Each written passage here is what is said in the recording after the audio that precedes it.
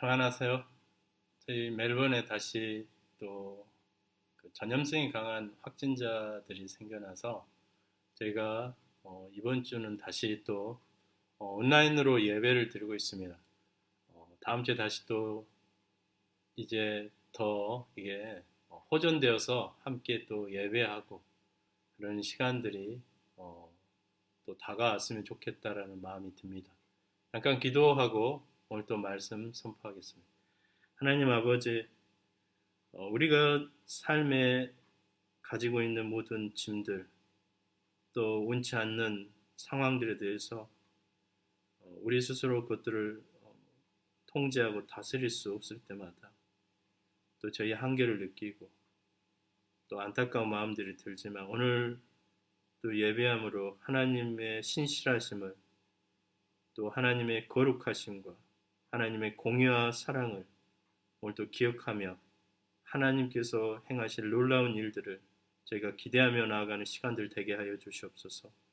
이 시간에도 주의 말씀이 저희 영혼을 새롭게 하시는 시간들 되게 하시고 하나님께 온전히 예배하고 하나님의 음성을 듣는 저희들 되도록 도와주시기를 원하고 우리 주 예수 그리스도 이름으로 감사하며 기도드리옵나이다. 아멘.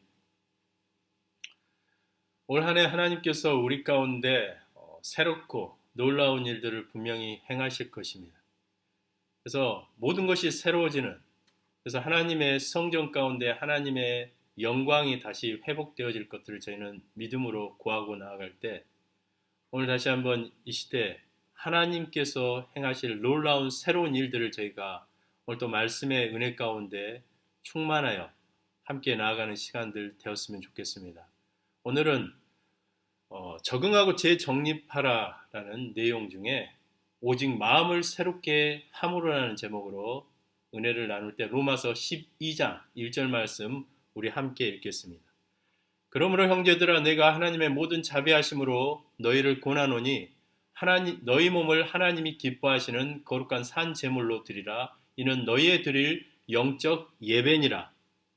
바울 사도가 로마에 편지를 보낼 때 로마에는 두 부류의 성도가 있었죠. 이교도, 이방의 우상들을 섬겼던 백그라운드, 그 배경이 있었던 성도들과 유일신 하나님을 믿는 유대 배경을 가진 성도들이 함께 그 교회 가운데 있었습니다. 근데 이 두 부류의 성도들이 그렇게 좋은 관계가 아니에요. 계속해서 다투고 싸우는 것이요.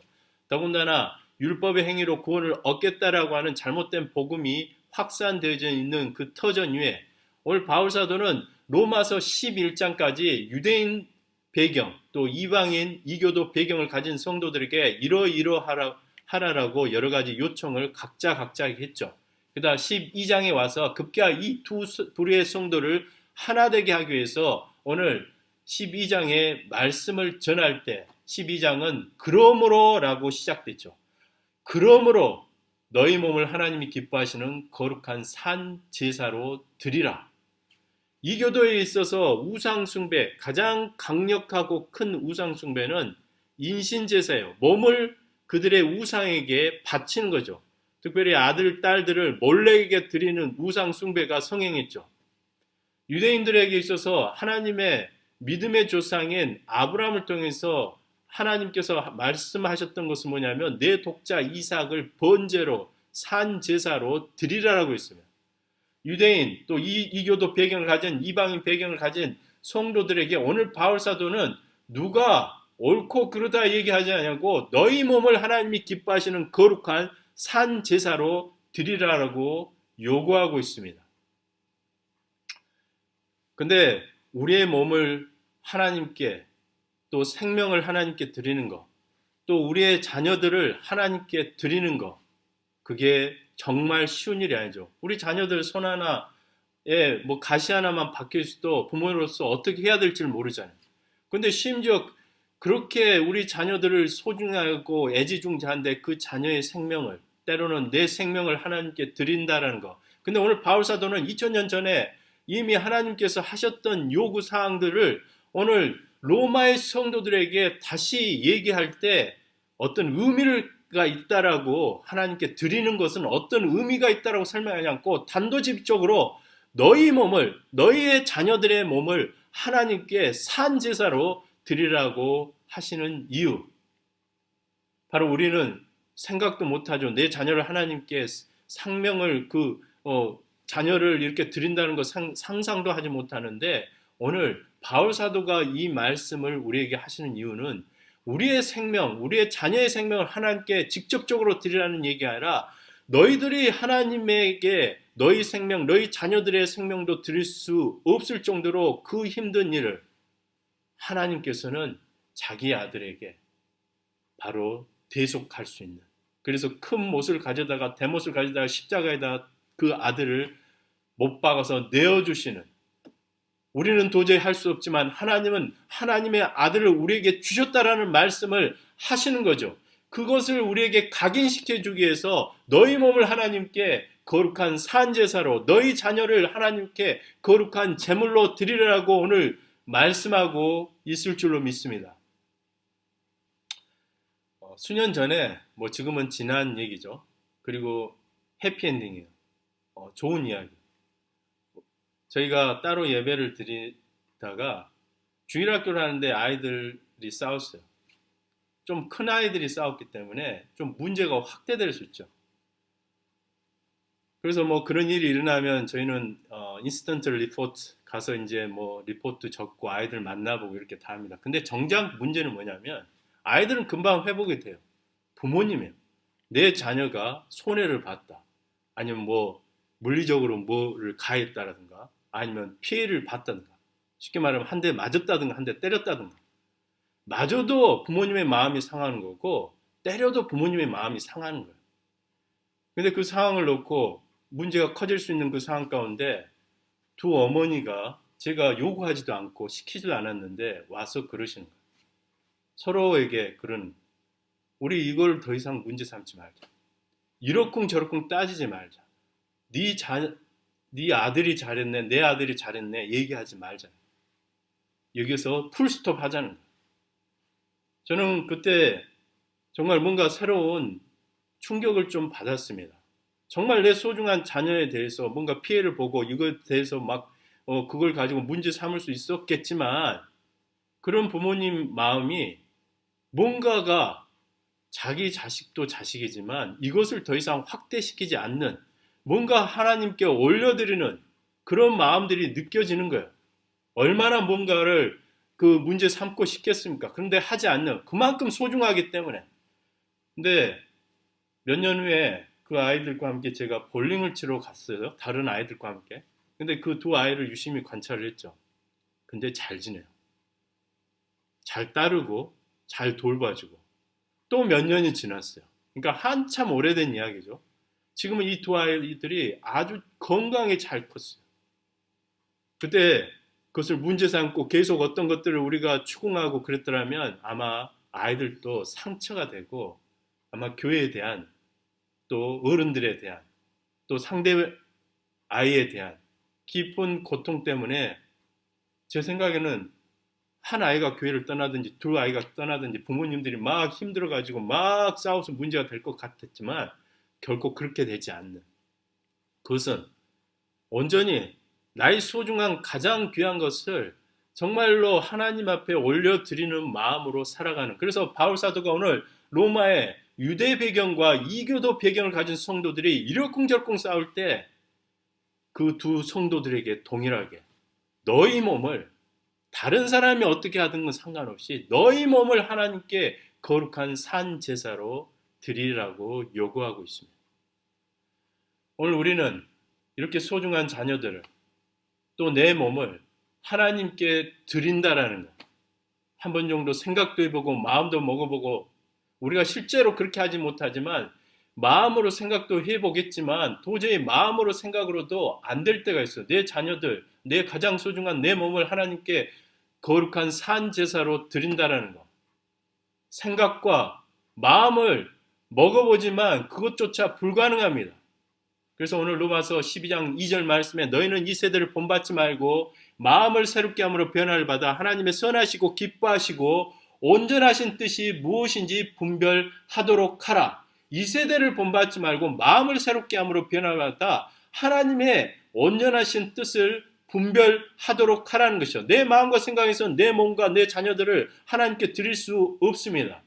근데 생각도 못해요. 마음 먹지도 못해요. 근데 하나님은 그의 친아들을 십자가에 내어놓으셨습니다. 그래서 우리의 마음에 변화가 생겼어요.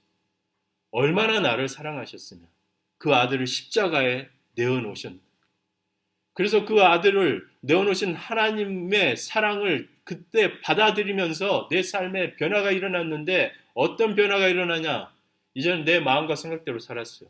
근데 나는 도저히 할 수 없는 일을 하나님은 자기 아들을 십자가에 내어놓으신 걸 보면서 이제 그 사랑의 높이와 깊이와 넓이를 받아들이고 이제는 하나님을 믿고 살아야 되겠다. 그래서 내 뜻과 내 마음대로 살지 않고 하나님의 뜻과 하나님의 마음과 하나님의 생각을 가지고 살고자 하는 결단이 생긴다는 것. 그래서 이제는 하나님의 뜻을 분별하면서 사는 저와 여러분 될 줄로 믿습니다. 저희가 믿는 사람이라면 하나님을 믿는 사람 그리고 예수님을 믿는 사람 구원받은 사람의 그 증거가 무엇이겠습니까? 이제는 내 마음과 내 뜻대로 살았어요. 근데 하나님이 아들을 주셨다라는 거 나를 사랑하셔서 주셨다는 그것 때문에 그것을 믿기 때문에 이제 하나님의 뜻대로 살고자 하는 마음이 드는 겁니다. 내 마음대로 살지 않고 하나님의 뜻대로 살고자 하는 마음, 적어도 하나님의 뜻대로 살지 못해서 괴로운 마음, 오늘 하나님의 뜻대로 살고자 하는 마음이 들면 정말 하나님의 뜻이 의식되어진다면 저와 여러분 안에 그 아들을 주신 하나님의 사랑을 우리는 받아들이고 믿고 이미 구원받았을 줄로 믿습니다. 그래서 로마서 12장 3절에는 내게 주신 은혜로 말미암아 너희 각 사람에게 말하노니 마땅히 생각할 그 이상의 생각을 품지 말고 오직 하나님께서 각 사람에게 나눠주신 믿음의 분량대로 지혜롭게 생각하라. 이제는 믿음으로 사는 거예요. 하나님이 아들을 내게 주셨다는 그 믿음으로 사는 거예요. 이전까지 내 생각과 내 감정과 내 의지를 가지고 살아왔는데 이제는 믿음으로 사는 거. 하나님이 나를 사랑하셔서 그 소중한 아들을 주셨다라는 그 믿음으로 우리는 이 세상을 이제 살아갈 것입니다. 그래서 로마서 8장 32절에 하나님께서 아들을 내어주실 때 자기 아들을 아끼지 않냐고 우리에게 주신 아버지 하나님께서 아들과 함께 모든 것을 우리에게 주시지 않겠느냐. 하나님께서 아들을 내어주실 때 아들뿐만 아니라 아들과 함께 모든 것을 우리에게 주셨다는 것이죠. 그래서 도대체 아들을 우리를 위해서 주신 것도 소중한 게 이젠 더 모든 것들을 주시는 그 모든 것들이 무엇인가? 로마서 8장 34절에 누가 정죄하리요? 죽으실 뿐 아니라 다시 살아나신 이는 그리스도 예수시니 그는 하나님 우편에 계신 자요 우리를 위하여 간구하시는 자신이라. 하나님께서 아들을 내어주실 때 아들뿐만 아니라 아들과 함께 우리에게 모든 것을 주신 것, 그 첫 번째는 바로 우리의 죄 문제, 우리가 가지고 살아가고 있는 이 정죄의 문제를 해결해 주셨습니다. 누군가가 나를 위해서 큰 희생을 했어요. 심지어는 그의 사랑하는 소중한 생명과 그의 아들을 나를 위해서 주었어요. 그런 그 사랑과 은혜를 받으면 저희는 어떻습니까? 좋습니까? 기쁩니까? 아니요. 기쁘거나 좋지 않습니다. 왜 그래요? 아니, 남은 정말 큰 희생, 그의 아들을 주기까지 큰 희생을 해서 내가 그것으로 유익을 받았으면 그게 어떻게 좋은 겁니까? 내가 얼마나 못나고 내 죄가 얼마나 심각했으면 저 어떤 사람이 큰 희생을 치르고 그 생명과 그의 아들을 내 죄 때문에 주셨다라고 하면 그 사랑과 은혜를 받는 저는 하나님 정죄감에 사로잡힐 거예요. 정말 내 죄 때문에 나 때문에 누군가가 큰 희생을 했구나. 근데 오늘 나 때문에 예수 그리스도가 십자가에 못 박혀 장사되어 무덤에 묻혀서 나는 정죄감 가운데 살고 있는데 오늘 죽으실 뿐만 아니라 다시 사신 이유는 예수 그리스도라. 하나님께서 그 예수 그리스도를 살리셨습니다. 그리고 하나님 우편에 앉으시겠다. 하나님 우편은 영광의 광채가 나는 모든 만물 중에 뛰어난 이름에 합당한 그 자리예요. 구원자 하나님의 영광의 우편에 예수 그리스도가 죽음에서 일으켜서 살아나셔서 올리셨다는 것, 부활하셨다는 것, 그것을 통해서 한없는 정죄감과 죄악 가운데 빠져있던 제가 이제 예수님께서 죽으셨다가 살아나셨어요. 왜 살아나셨죠? 저와 여러분의 그 죄악 가운데 우리 때문에 예수님께서 십자가에 못 박히셔서 땅에 묻히셔서 장사 지낸 바 되셨는데 오늘 저와 여러분의 그 죄 때문에 예수님께서 살아나셔서 저 하늘 높은 곳, 가장 영광의 광채가 있는 하나님의 우편에 앉으셨기 때문에 이제 더 이상 저는 정죄감에 빠지는 게 아니에요. 한없는 손가락질을 스스로 하고 다른 사람들이 저에게 손가락질을 해왔을지 모르지만 오늘 저와 같은 사람을 살리시기 위해서 예수님께서 죽으셨다가 부활하셔서 하나님 우편에 앉으셔서 부활하셨기에 이제 더 이상 저는 정죄감에 빠지지 않습니다. 예수님께서 그런 저희를 완전히 용서하시고 저희를 위하여 지금도 간구하시는, 그래서 우리의 죄의 문제를 한 끗도 하나도 남지 않는 그 어떤 모든 정죄감으로부터 우리를 새롭게 하시는 그 완전한 구원, 바로 죄 문제를 해결해 주실 때, 바로 예수 그리스도가 내어준 바 되었을 때 그 아들과 함께 우리의 모든 죄는 해결되었을 줄로 믿습니다. 두 번째, 우리에게 하나님께서 주신 것은 사랑이에요. 완전한 사랑. 그래서 로마서 8장 35절 누가 그리스도의 사랑에서 우리를 끊으리요 환난이나 공고나 박해나 기근이나 적신이나 위험이나 칼이라. 아들을 내어주실 때 우리에게 모든 것을 주실 때 우리의 죄 문제, 정죄에서 우리를 해결해 주셨지만 또 하나 우리에게 강력하게 하나님이 주신 것은 끊어질 수 없는 사랑을 주셨어요. 어떠한 것도 끊을 수 없는, 심지어는 환난이나 공고나 박해나 기근이나 적신이나 칼이 끊을 수 없는, 환난은 지극한 고통과 어려움이죠. 공고는 파산됐어요. 정서적인, 감정적으로, 재정적으로 모든 것들이 파산이 되어버린, 박해는 심한 억압과 기근은 가난입니다. 적신은 벌거벗음, 수치예요. 칼은 위험이에요. 오늘 예수 그리스도와 함께 우리에게 하나님께서 주신 것, 아들을 내어주실 때 주신 것, 그 사랑은 환난과 어려움들, 심한 고통과 박해와 가난과 파산되어버린 내 인생에, 그리고 어떠한 위험에서부터 우리를 보호하고 지키실 수 있는 그 사랑, 그 사랑을 오늘 아들과 함께 우리에게 분명히 주셨습니다. 제가 어린 시절 굉장히 어려운 가정 형편에서 지낸 적이 있다라고 말씀드렸어요. 아버지께서 사업하시다 파산됐어요.